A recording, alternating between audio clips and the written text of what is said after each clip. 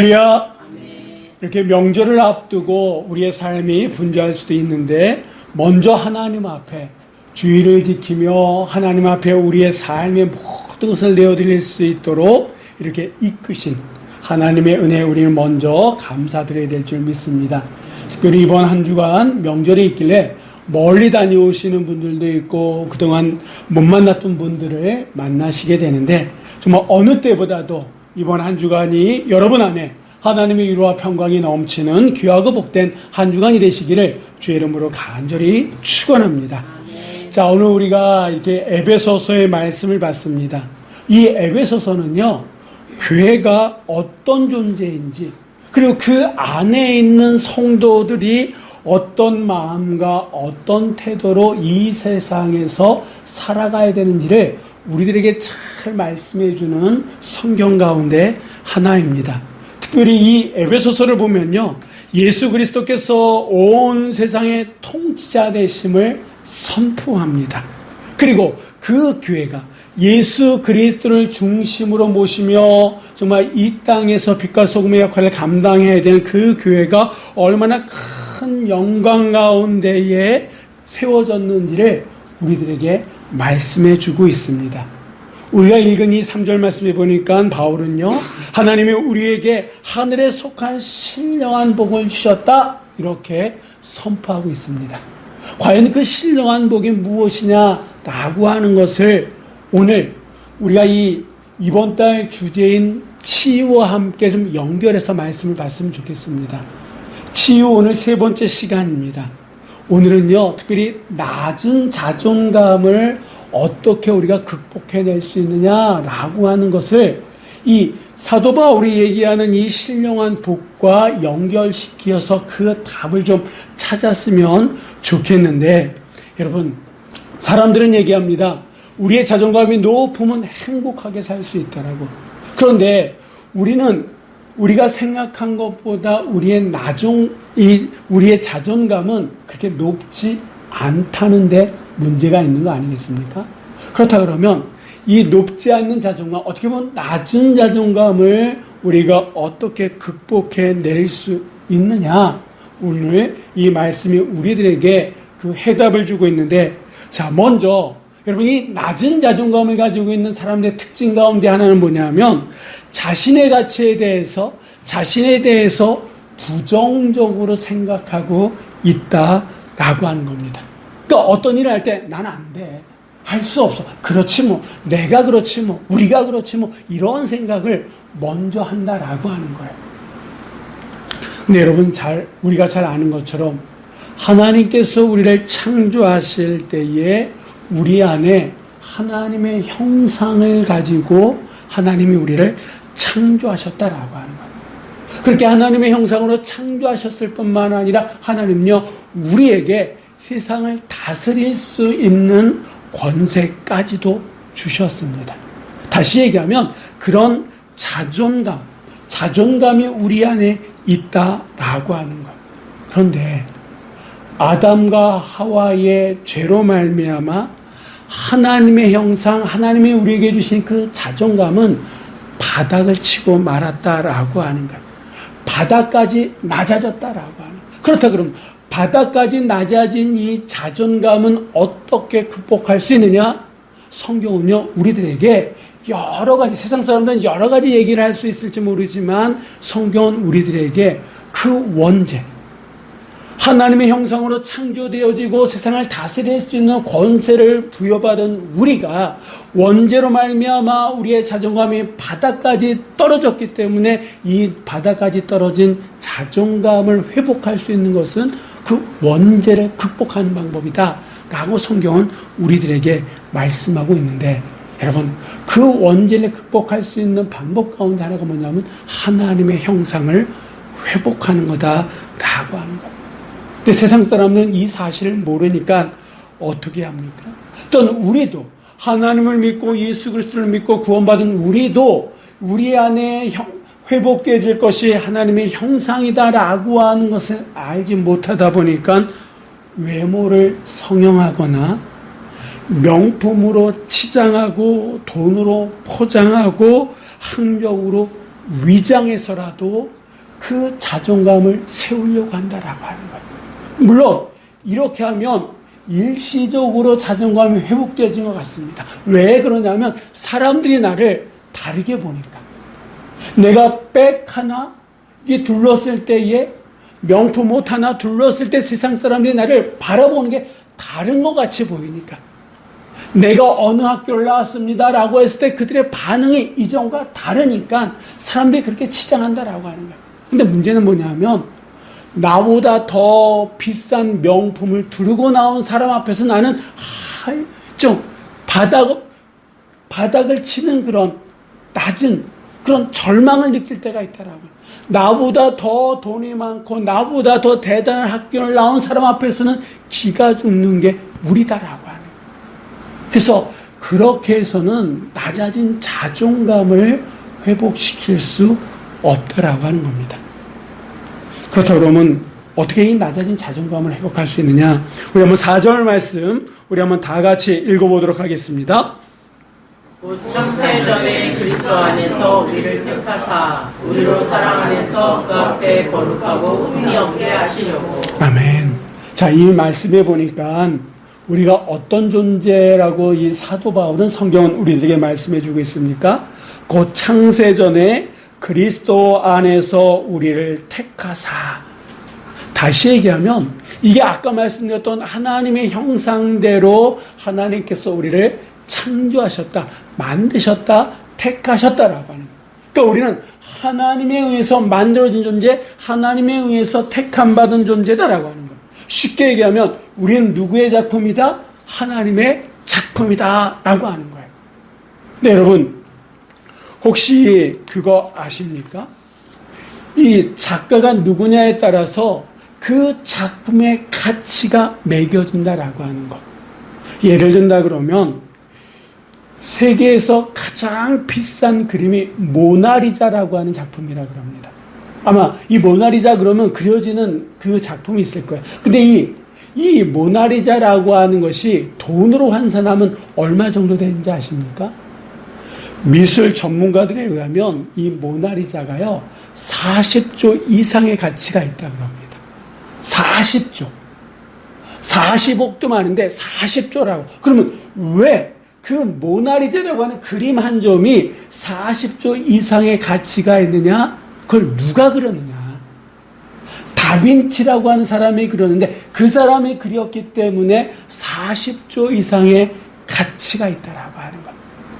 자, 그렇다면 우리는 누구의 작품이라고요? 하나님의 작품.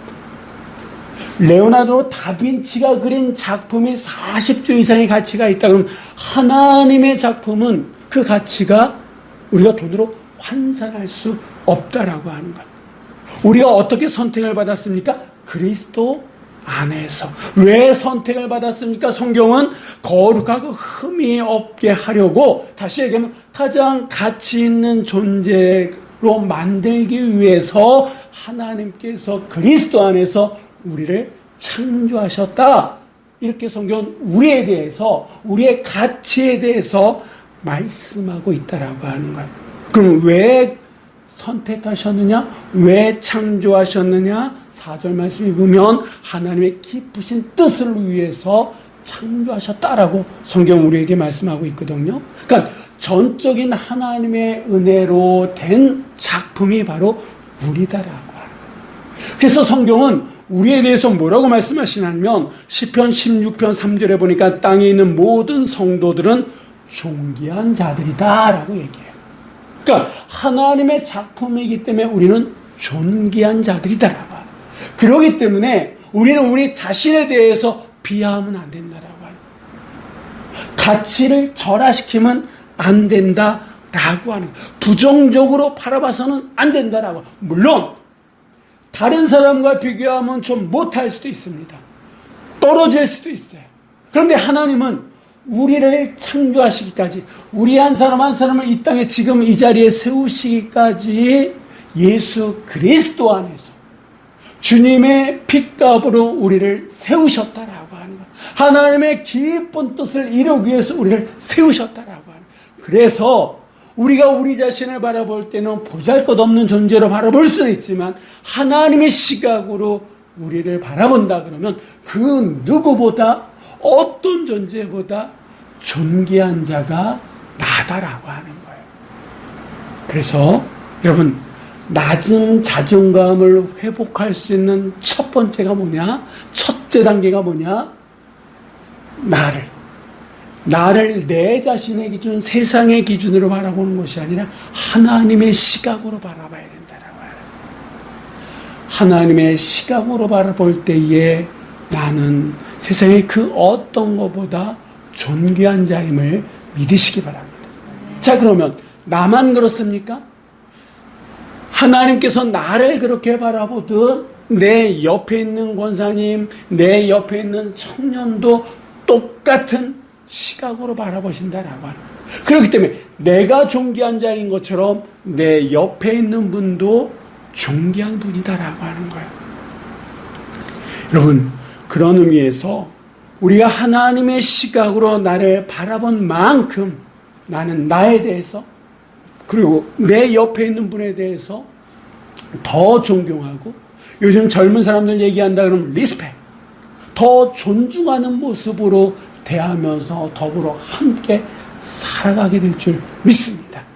자, 우리 한번 옆 사람, 옆에 계신 분들과 한번 좀 인사 나누실 텐데, 몰라봐서 죄송합니다.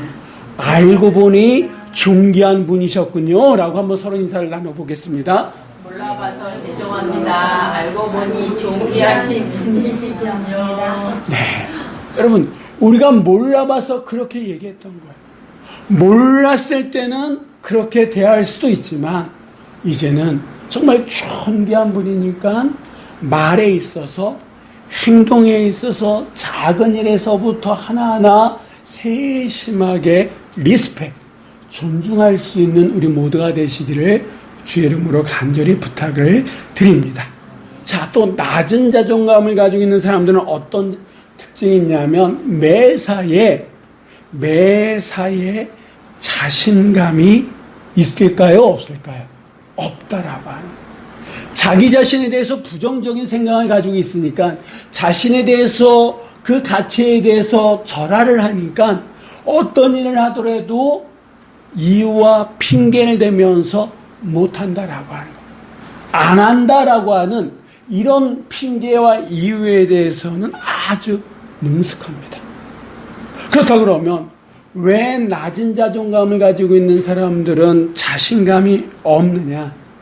자신의 능력에 대해서 과소평가하고 있기 때문이다라고 해요. 그렇다 그러면 또 왜 그들은 자신의 능력에 대해서 과소평가하느냐? 심리학에서는요, 그 이유를 어릴 때 부모님과의 관계 속에서 그 원인을 찾습니다. 그러니까 부모님이 충분한 사랑을 베풀지 못했을 때, 충분히 부모님과의 신뢰를 쌓지 못했을 때에 사람은 자기 자신에 대해서 부정적으로 인식하고 자신의 능력에 대해서 과소평가한다, 이렇게 심리학에서는 진단한다라고 하는 거예요.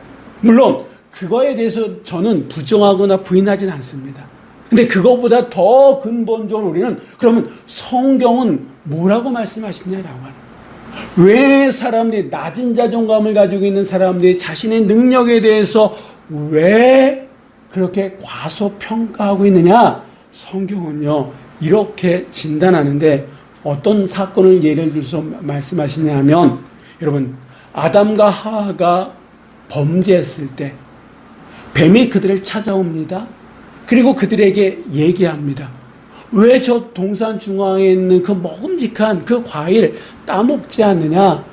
그때 아담과 하와가 하나님께서 먹지 말라 그러셨어. 이렇게 그랬더니 뱀이 뭐라고 얘기합니까? 아니야.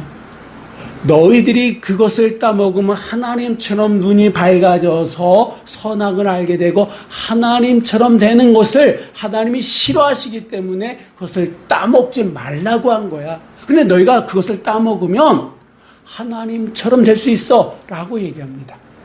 이 얘기가 뭡니까? 하나님의 뜻을 왜곡했다라고 하는 거예요. 그러니까 다시 얘기하면 우리가 왜 낮은 자존감을 가지고 있는 사람들이 자신의 능력에 대해서 왜 과소평가하느냐, 자신에 대해서 왜곡하는 모습들이 있다라고 하는 거예요. 나는 안 돼 라고 하지만 하나님께서는 우리에게 당신의 형상으로 세상을 다스릴 수 있는 능력을 우리에게 주셨음에도 불구하고 그 능력에 대해서 나는 없다라고 내 자신을 왜곡하는 모습 속에서 과소평가하는 모습들이 나타난다라고 하는 거예요. 그 이야기는 자신에 대해서 왜곡하는 그것을 바로잡아주면 낮은 자존감을 극복할 수 있다라고 하는 거 아니겠습니까? 자, 그러면 성경은 이 문제에 대해서 어떻게 말씀하시느냐? 우리 한번 5절 말씀 우리 한번 다 같이 읽어보도록 하겠습니다. 그 기쁘신 뜻대로 우리를 예정하사 예수 그리스도로 말미암아 자기의 아들들이 되게 하셨으니. 아멘. 자, 이 말씀에 보니까 사도 바울은요, 구원받은 하나님의 자녀들, 그러니까 구원받은 사람들을 뭐라고 얘기합니까?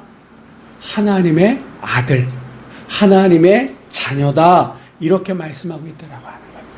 그러니까 내가 누구의 아들이다, 누구의 딸이다에 따라서 달라질 수 있는 모습들이 있어요. 만약에 우리 한 사람 한 사람이 대통령의 자녀다, 어느 대기업의 자녀다, 어느 권력자의 자녀다, 그러면 어떨까요? 아마 지금보다 좀 자신 있게 살 수 있을지도 모르겠습니다. 근데 성경은 우리에 대해서 뭐라고 말씀하시냐면 예수 그리스도의 핏값으로 구원받은 하나님의 아들이요 하나님의 딸이다 라고 말씀하고 있습니다. 이 고백은 아주 중요해요. 왜 중요하느냐? 로마서 8장 37절의 말씀 우리 한번 다 같이 읽어보도록 하겠습니다. 그러나 이 모든 일에 우리를 사랑하시는 이로 말미암아 우리가 넉넉히 이기느니라. 아멘. 우리가 넉넉히 이기느니라. 우리가 하나님의 백성, 하나님의 아들이요 하나님의 딸이기 때문에, 하나님의 자녀들이기 때문에 우리가 지금의 그 상황 속에서 넉넉히 이길 수 있다라고. 다만 한 가지 단서가 있는데, 그러나 이 모든 일에 우리를 사랑하시는 이로 말미암아, 이게 단서 조항이다라고 하는 거예요. 그러니까 우리가 우리 자신을 바라볼 때 우리의 시각, 세상의 기준으로 바라보는 것이 아니라 하나님 중심으로 우리가 우리를 바라볼 때 하나님의 능력이 우리에게 주어진다라고 하는, 그 능력으로 우리가 현실의 삶의 문제를 넉넉히 이길 수 있음을 우리는 믿어야 될 줄 믿습니다. 하나님 중심으로 자신의 능력을 바라볼 때에 하나님의 능력의 근거로 한 자신감이 우리에게 주어진다라고 하는, 그 자신감이 건강한 자존감을 끌어올린다라고 하는 거예요.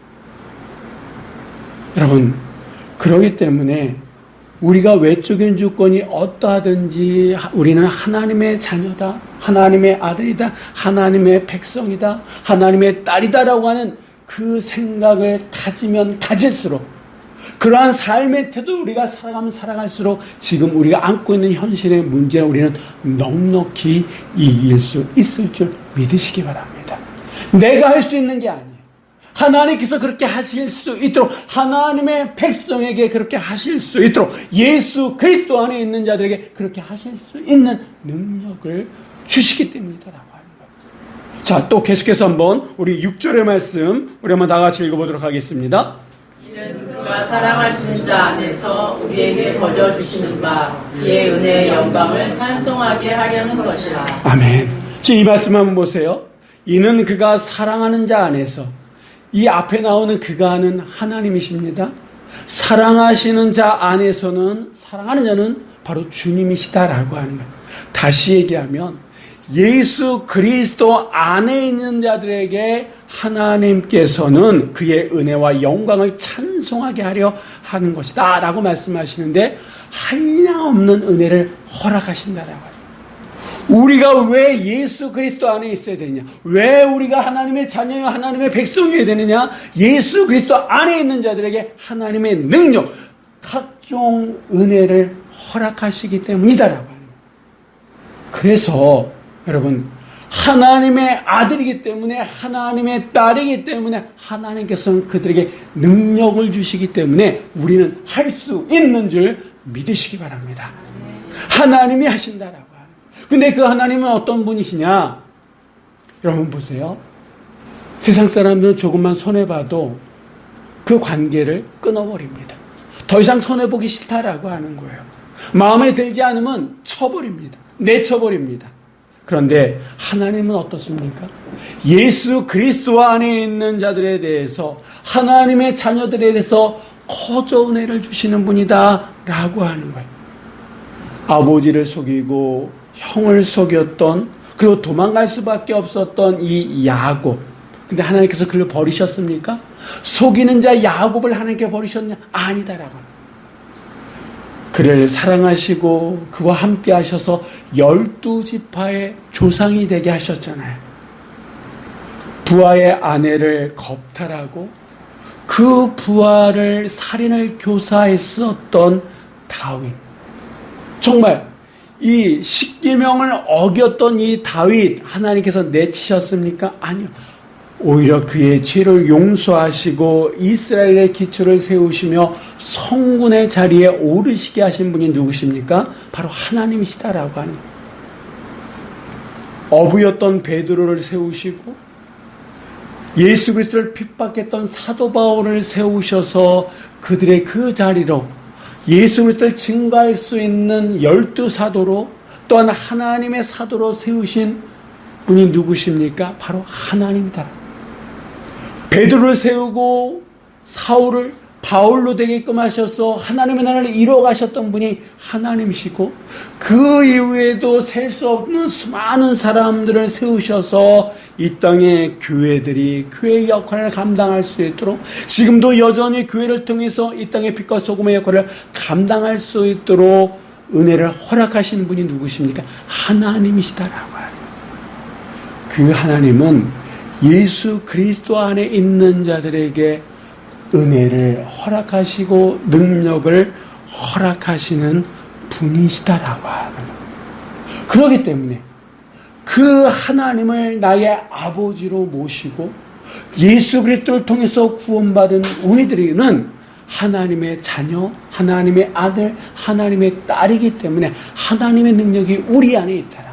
그래서 나는 할 수 없는 것이 아니라 할 수 있기 때문에 지금의 이 문제, 현실의 문제를 넉넉히 이길 수 있음을 여러분 믿으시기 바랍니다. 2011년에 일본에서 어떤 일이 벌어졌냐면 3월 11일에 일본에 9.0이라고 하는 큰 지진이 있었고, 그 초강진 지진과 함께 쓰나미가 일어났던 일이 있습니다. 이 일로 인해 가지고 일본은 엄청 큰 피해를 입었는데, 그런데 그 엄청난 피해 현장 속에서 사진 한 장이 전 일본 사람들에게, 아니 세계 사람들에게 큰 희망을 줬다 그럽니다. 그 사진의 제목이 뭐냐면 지진 쓰나미를 이겨낸 이와타현의 소나무 한 그루라고 하는 제목인데, 사진 한번 보겠습니다. 어떤 그림이냐면 바로 이런, 세상이 9.0이라고 하는 그 초강진 지진으로 해서 다 쓸려 내려갔을 때에 이 소나무 한 그루만큼만은 딱 꿋꿋하게 섰다라고 하는 거예요.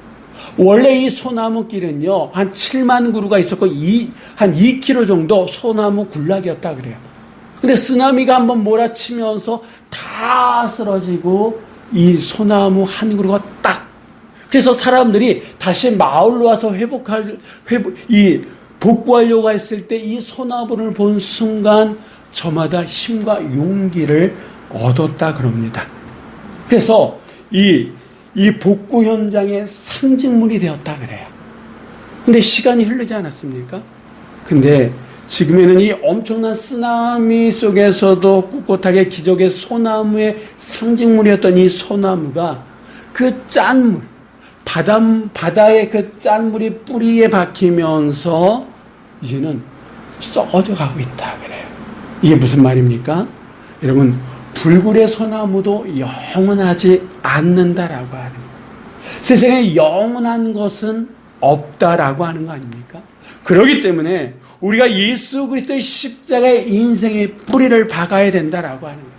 예수 그리스도의 관계 속에서 하나님의 동산에서 꿋꿋하게 설 수 있는 것은 전적인 하나님의 은혜가 우리 안에 필요하다라고 하는 거예요. 다시 얘기하면 이 사도 바울이 에베소서에 얘기하는 신령한 복이 우리 안에 주어졌을 때 낮은 자존감이 회복되어질 수 있다라고 하는 거예요.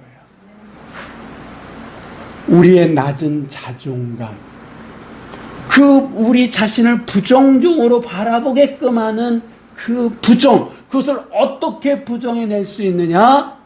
하나님의 전적인 은혜다라고 하는 거예요. 하나님의 은혜가 우리 가운데 임할 때에, 십자가의 은혜가 우리 안에 임할 때에 우리는 하나님의 아들이요 하나님의 딸이다라고 하는, 그렇기 때문에 하나님의 능력이 우리 안에 주어진다라고 하는 그 믿음이 우리의 낮은 자존감을 다시 세울 수 있다라고 하는 거예요. 우리의 몸에 어떤 것을 치장해도 외적으로 사람들에게 충분히 내세울 수 있는 그 무엇이 있어서 우리의 자존감이 세워지는 것이 아니라 하나님의 은혜, 하나님의 신령한 복이 우리 안에 채워졌을 때에 우리는 거듭날 뿐만 아니라 세상 앞에서, 심지어는 하나님 앞에서도 당당히 내가 하나님의 백성임을 자랑하면서 살아갈 수 있음을 믿으시기 바랍니다. 그래서 우리에게 필요한 것이 하늘의 신령한 복, 하나님의 은혜가 주어졌을 때 우리는 부정을 물리치고 긍정으로, 복음으로 하나님의 백성, 하나님의 아들이요 딸임을 말할 수 있고 하나님의 능력이 주어지게 됨을 믿으시고 하나님의 신령한 복으로 현신의 삶을 충분히 넉넉히 극복해낼 수 있는 그 은혜가 여러분 삶 가운데, 이번 명절 안에 또 여러분 삶 가운데 있으시기를 주의 이름으로 간절히 축원합니다. 기도하시겠습니다.